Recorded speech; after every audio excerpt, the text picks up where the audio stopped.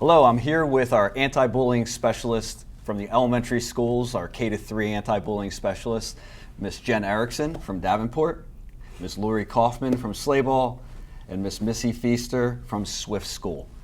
So welcome. Thank you. Thank you. So we're going to start with some questions in regards to harassment, intimidation, and bullying. That's part of what our conversation has been. And we'll start with our first question from Miss Erickson.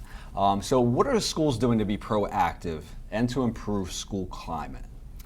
Well, in Egg Harbor Township, one of our district goals is to meet the social and emotional needs of all of our students and to support our climate and culture in our schools.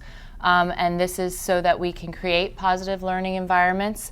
One of the things that we really like to have in our schools is the professional development for our staff to ensure that they are trained and aware and have the knowledge of the law and all aspects of the law. Another amazing thing we have in our district, throughout the district in every building, is our Renaissance program. And our Renaissance program, sponsored by Johnson's, is a program that makes students and staff want to come to school and makes them want to be in the building.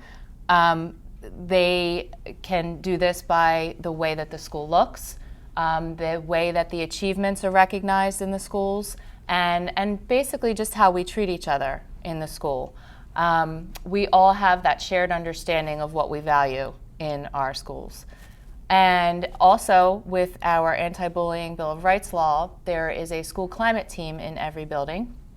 And that team is responsible for developing and fostering and maintaining our positive climate using ongoing programs and practices.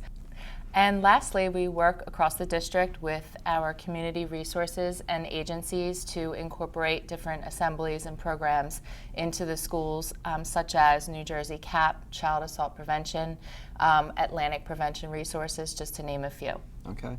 So just something that you mentioned, and I want to follow up on one point that you mentioned. You talked about Renaissance and how we partner with Johnston's. You also talked about incentives and assemblies that students may participate in. You know, for our community and for parents, they don't oftentimes get to see that, and they're not there with their kids. So what does that look like, you know, when we have that positive climate and we're trying to, you know, have initiatives to reward students for all of the positive behaviors? What would that look like in our schools? Renaissance in our schools looks like a program that rewards our students and our staff for not just academic achievements or sports achievements, but also character achievements and good behavior. It may look like an assembly or a pep rally.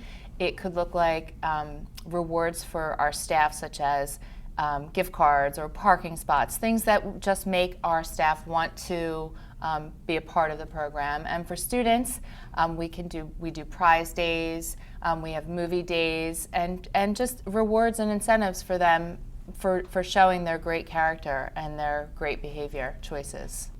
We try to include the parents by sending home newsletters. We also will occasionally go Facebook Live at our assemblies. And then we also post on social media weekly, just so our parents can stay up to date and see what's going on in our schools. Well, those are great initiatives, and you know, thank you for your work with all of that, because that is a huge piece of building up climate and culture within our schools. It starts with the students, but especially the staff being a part of that too is huge. So thank you. Our next question is actually going to be from Ms. Feaster, and a lot of this has to do with what parents can do, because oftentimes we hear about, you know, my child might be being bullied, or they're going to have conversations at home about that, and we want to provide them a resource of where they can turn when that conversation at home may occur.